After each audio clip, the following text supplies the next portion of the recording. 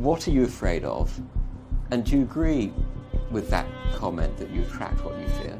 You attract, not just what you fear, you attract what you feel, what you are, what you attract. What's on your mind, yeah. It's like exactly. the law of physics, so I don't know how anybody can disagree with that. It's just, ask any physicist, they'll tell you that it's true.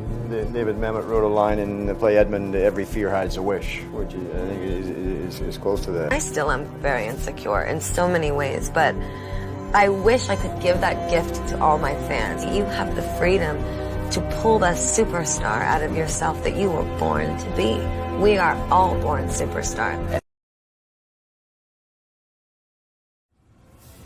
Nah, man, I mean, I really got in a good space this week, and I haven't even left the studio barely at all. Like, I'm in there until like 4 or 5, and then I leave, crash, wake up at 3 or 4 p.m., come to the studio, and don't leave that room until 4 a.m. or whatever. I mean, that's how it works. That's it. And how really you don't have to be born into a situation, you don't have to come from something or possess something or look flawless, even though I like looking like this sometimes. Yeah. You can just be you and have a dream and plant the seed and water the root. I found a lot of self-love this year, and I kind of rebuilt my confidence that had a little bit of a shatter to it. And I went inwards rather than pointing the finger on everyone else and blaming everyone for my problems or the, issues that I had. I went inwards and tried to kind of do some patchwork to kind of heal up little spots that I needed to heal up, or say to myself, what can I do to make myself a better human? It's just the way that they think. Mm-hmm. When I was able to realize that it was a mindset thing, that mental constructs and breaking them down and habits and all these things were able to be rearranged, and you could literally rebuild the way that you thought to be the type of person that you wanted to be and achieve the type of goals you wanted to achieve, that's when my life changed. Yeah. Because I realized that it really was all the way that I was thinking. Sometimes you will close doors to yourself that you didn't even know were always open. You literally put the door and the knob and the handle and the key on them when they never were there. And once I realized that, I was like, the sky really is the limit. Like, it really is the limit. But, not to go biblical, but it's like, as I walk through the valley of the shadow of death, I shall fear no evil, for thou my, you know what I'm talking about. Yep. That is the mind. That is the valley of the shadow of death. The thoughts that the things that people say to you that regurgitate in your mind, the things you see on who you look like. That is a big thing. You watch TV show and you see a blonde and they're supposed to be stupid. Am I stupid? Yeah, exactly. Or if you see a black person and they're belligerent, am I supposed to be belligerent? Those are the things that that isn't you. Your mind is like a computer, and it's just playing back in itself what it's already seen. That's why you have to follow your heart. Your heart, it may not know how things are going to happen, but it feels it. So if you follow that, that's where you'll end up where it is. You'll be able to really manifest what it is your dreams are, because your mind doesn't know because it hasn't seen them yet. You're the one that's supposed to deliver it to the world. Ever let anybody stop you from believing that it's cool to be kind? That's the one thing I feel like that I struggled with so much, was that I like to be loving and kind. And people often will try to act like that's not cool, that's corny, that all this type of stuff. But I in my heart, it's like I've always wanted to share and be a loving person and all that kind of stuff. That really stifled me sometimes. All this stuff coming so fast, so me not being able to handle it. Right. I'm like, damn, I don't know what to do. You know what I'm saying? So I attended a lot of therapy. Okay. And I had through going through therapy. The people that helped me get the therapy, Taraji P. Henson, and Tracy Ellis Ross, they helped me into therapy. Right. I always look at them two women like mothers to me. You know what I'm saying? Like, it was because of them that I was able to get my feelings out. Right. Get my feelings out. It helped me become a better person. Right. You know what I'm saying? I wasn't doing the lean as much as I was doing. You know what I'm saying? I wasn't out here wilding out, doing as much as what I was doing before I got locked up. Right. You know what I'm saying? I wasn't out here acting all crazy. Okay. Because I had therapy, so that had helped calm me down. Right. Put me at a better state. Whereas I could put my truth in the music. And not only that, but I could be more real with myself. Right. You know what I'm saying? Because at that time, when a person usually going through pain, I look at it like this. When a person goes through pain, you got two options in life. You can let that overwhelm you and you can just sit in that pain, or you can say, all right, I'm going through pain.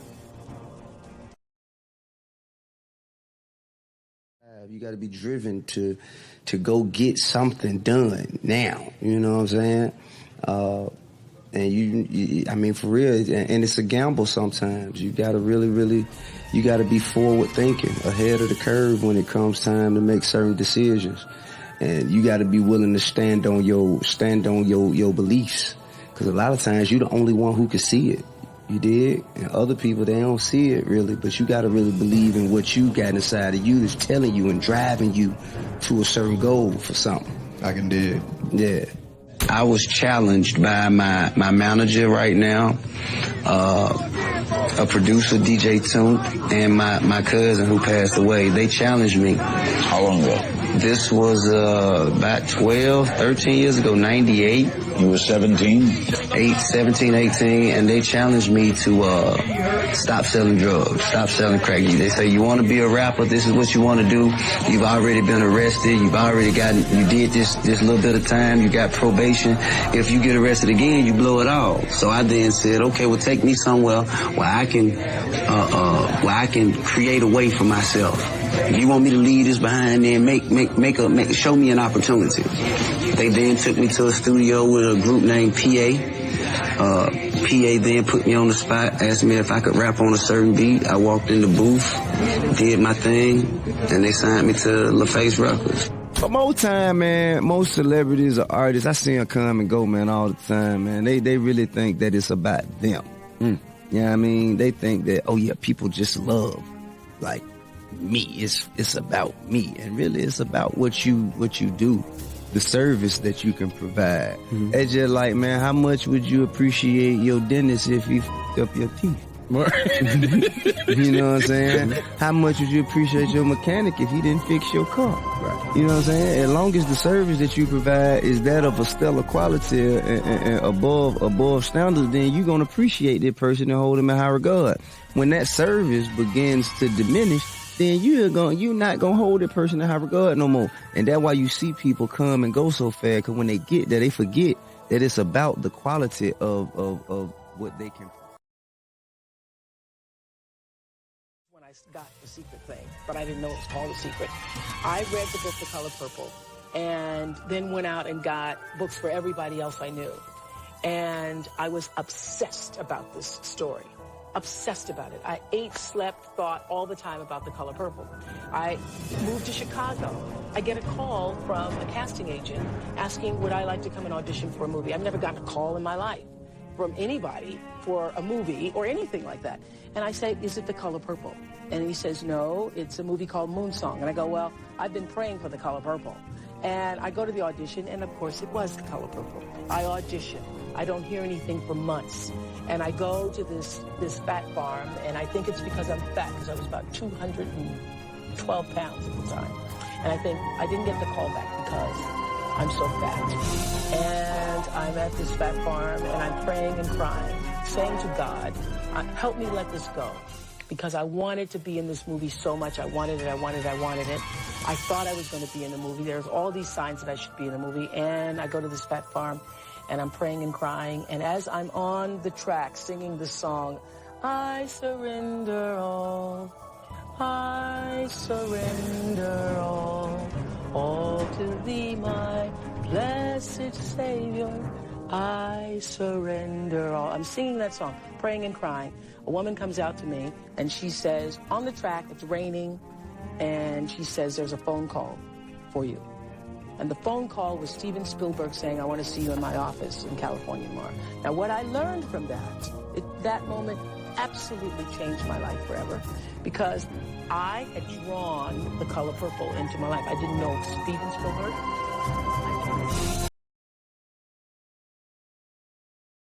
When I write music, I like to write them like, in my mind, there's a little movie playing, and I always envision scenarios and characters, and of course, it's not always something that I've experienced, but I always say it in the first person, so it seems like it's a personal thing. And they're just usually ideas that amuse me. I mean, sometimes they're things that I think are erotic. Sometimes they're things that I think would be interesting to write a song about because no one's ever written a song about it. You know, I mean, I'm influenced by many things and my inspirations come from lots of different places. And sometimes I know I'm purposely being funny or ironic, you know, and sometimes I just like it. That's how we on it. Living the American dream with a vengeance. I'm gonna get it. I don't give a fuck. I'm gonna get it. And you gotta understand the reason, right? Why does that guy think like that? Right? How do you arrive at that point? You gotta also look at that. You have to look at that. You gotta look at the environments and places we live in and how things are set up and how things are structured and how we're always the last on the totem pole, even from our schooling to our roads to, you know, everything that all the obstacles that's placed in front of us, even our living conditions. You live in a project, someone lives here, here, here, and here. You know, you have to deal with all these different type of personalities. You on the box. Someone's above you, below you, to the right of you, and to the left of you. And every day you have to manage that circle. As an artist is the most important thing for me. That is what success is for me. I feel like if I stay in one spot, I'm not doing my job. I'm not growing as a human being, and I'm wasting time. And I feel like I always want to do something different from what I did in the past. I always want to challenge myself. I always want to have that nervous ball in my stomach before I go on the stage. That's how I know I'm doing the right job, and it's something still exciting for me. And I always want to challenge the music industry. I feel like it's kind of my job to create the new up-tempos. It's kind of my job to set the tone and to be the example. So it's sometimes risky, but it's the only reason I've been able to last for as long as I have in this industry, because it's really short-lived. And I feel like if people can predict your next move, it's just not interesting, and I'll be bored. So I'm bored. If I'm bored, everyone else is bored. I would say to continue to work hard and don't give up on your goals. And I know for me, like I said, I grew up watching my family struggle, and I grew up with a family that was successful but not born successful. And I believe with hard work and with a goal and love and positivity, then eventually we're going to be fine. I think a star is born a star. Absolutely. I think, I know me, I was born to do what I do. It's just too natural. There's certain things that I know no one taught me. No one can teach you. It's just, you are. And I feel like we all are stars. We all have that. We just have to figure out what that thing is that we're supposed to be doing in life. And I know that for me to know exactly what I was born to do at such a young age is why I've been able to do what I do as well as I do it, because I've been doing it for a really long time, you know? To evolve, advance, create. I create my own world. I can make any situation reality. Imagine you had everything you wanted. Everything. Imagine you were everything you ever wanted to be. And capture that feeling. That's the easiest way to manifest what you want. That's all God wants, to make us happy. It's the law of attraction I'm always talking about. Shit, look it up. I read a couple books on it, but it changed my life.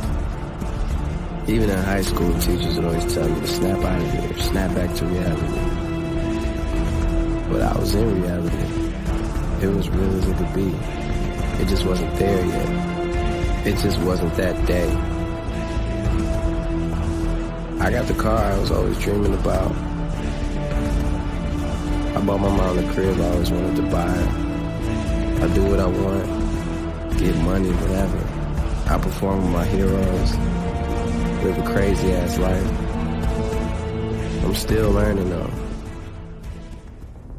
I'll be stressed out. Things don't always go the way I intend them to, not even half the time. But that's just the mystery of life. You gotta trust in the end result. Trust that it'll always be the best for you at that time. If you want a pair of shoes and they're at the store, they're really at the store. You just don't have it yet. It ain't like that shit don't exist. It's just really at the store. That's how I looked at my whole life. If I want it, if I believe I can have it, then that's my reality. I'll attract it. It'll attract to me. We can make any situation we think about real. Fuck letting life pass you by. Enjoy the journey. Enjoy the journey of making all your dreams and goals reality. Because the journey makes you who you are. I create my own world. I can make any situation my reality. I believe in speaking shit in existence. That's a billionaire. All this means shit to me. Meaning even if it ain't in my hands, you gonna get it. I hear other young niggas talking about their bosses and speaking into existence. Ain't nothing wrong with, dreaming of things that to a lot of other people are unbelievable. Ain't nothing wrong with thinking big. It's what life like when you commit to something, when you stand behind something, when you believe in something. These some of the things that you can have. I'm a living testament that the world is yours. If you put your mind to it, anything is possible. A lot of people were surprised when they found out that you've been signing your name as Champ 2011. How did that come about? I believe in the law of attraction, and I believe that you can speak things into existence. And I believe that when you know where you're going and you know what you want, the universe has a way of stepping aside for you. And we signed my signature with Champion 2011 on it. It can't hurt me. It can't hurt me. It could only help us to believe we can want, So yeah, it was. Something that I find to be very interesting, the butterflies in your stomach are in formation. I've never heard that before. I think it makes a lot of sense. What do you mean by that? Elaborate. What I mean by it? Okay, so butterflies in formation. Basically, it means when you have butterflies and you're feeling anxious and you have anxiety or nervous, that's when you're most powerful, I believe. And either you can, you're most powerful. So a lot of people, instead of homing this power, using it, they allow it to just consume them. There's another quote that says, a big challenge or big pressure is like a fire. It's like a raging fire. Either you can allow this fire to consume you, just take you over completely, or you can gain control of this fire and harness it and blow it right at your opponent, like it's Dragon Ball Z style. Alright, so that's what I'm trying to do. I'm trying to get my emotions under control and use this adrenaline to my advantage.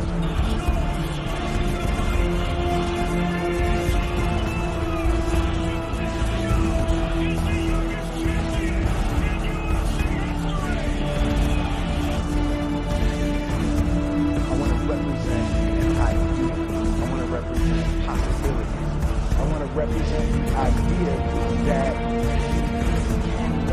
what you want. One of my favorite books is The Alchemist, Paulo Coelho, and I just believe that. I believe that I can create whatever I want to create. The first step before anybody else in the world believes it is you have to believe it. There's no reason to have a plan B because it distracts from plan A. I think that there's a certain delusional quality that all successful people have to have. You have to believe that something different than what has happened for the last 50 years of history. You have to believe that something different. Confucius said, he who says he can and he who says he can are both usually right. Being realistic is the most commonly traveled road to mediocrity. Why would you be realistic? What's the point of being realistic? just put up a barrier. Yeah, I'm going to do it. It's done. It's already done. The second I decide it's done, it's already done. So now we just got to wait for y'all to see. I study the patterns of the universe. There's a redemptive power that making a choice has, rather than feeling like you're at effect to all the things that are happening. Make a choice. Like, you just decide what it's going to be, who you're going to be, how you're going to do it. Just decide. And then from that point, the universe is going to get out your way. It's water. It wants to move and go around stuff, There's a flow of the universe that I'm